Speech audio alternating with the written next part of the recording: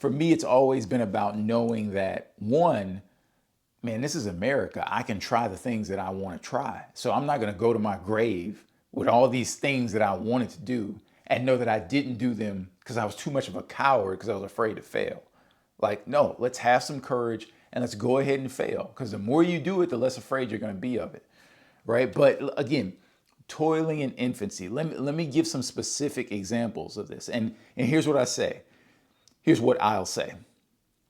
We know that every long journey is made up of small steps, but everybody wants to accelerate past that process. So we don't want anybody to see us toiling in infancy. I'm 300 pounds, and anybody else that's 300 pounds at that time, they're looking at me and they're like, how can you run slowly up this hill in front of everybody and let everybody see you struggling, overweight, out of breath to get up this hill? How can you do that? That's so embarrassing. Nobody wants to be seen toiling in the infancy of their journey. And so different examples of this. Business. Lots of people want to start businesses, but they don't because they don't want to fail, because the likelihood of failure is high. And like, I think, you can go online and look at those pictures of Jeff Bezos when Amazon was like still, I think, in the house that his wife was paying for at the time. I may be wrong about that. I may not have the facts exactly straight, but like they were boxing up books like in his living room or something like that. If you the pictures online, like and now what is Amazon, right? Like everything big we see starts from humble beginnings, and we so easily forget that. But yeah, businesses.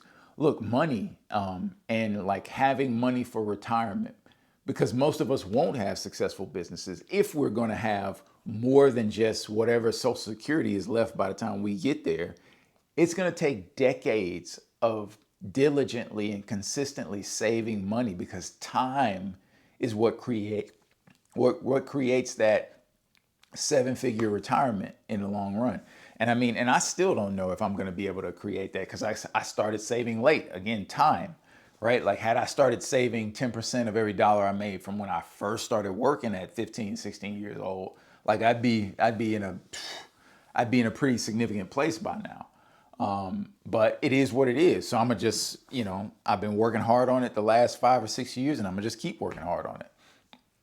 But lots of people don't even think about saving, because we put it off as this far off thing, not recognizing that even the $20 you put away once a month, that accumulates over time, and maybe over time you contribute more, et cetera, et cetera. Like, so you have to think about these things. Toiling in infancy, you got to start somewhere. Look, with my writing and content and YouTube, people, oh my God, people are constantly, when I tell them I have a podcast or a YouTube channel, constantly the assumption is, oh, you're making money off of that, right? No. People do not understand like how hard it is to build like a financially viable business off of content creation. It's just as hard as building any other business. It takes a lot of time and a lot of consistency, which is why I'm always telling people, if you're gonna do content online and that's something you really want to go after, you need to pick the pace and the platforms that make sense for you, because it's gonna be a long road. It's gonna be it could be a decade before anything pops. So you got to pick a pace of posting and a platform and a style of posting that fits with who you are, so that you can last over that long journey to success, if success is even possible. And of course, exercise, man. I mentioned it, earlier with the running up the hill, but like, the one of the big excuses you hear from people all the time about not going to the gym is they don't want to look embarrassed, right? They don't want to toil in infancy and have people seeing them toil in infancy, because that's too embarrassing. I want people to see me toiling in my infancy.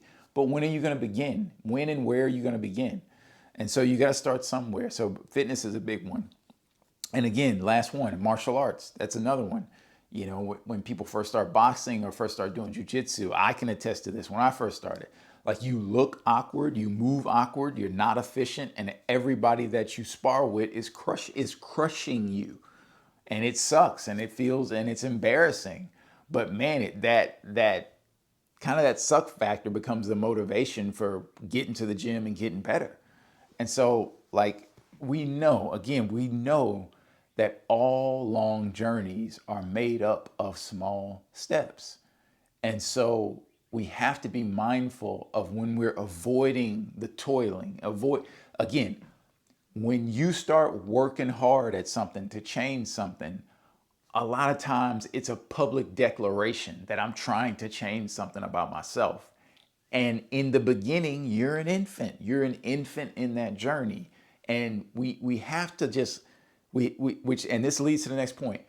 We have to let go of what we think people think about us and just focus on what we're doing and move forward.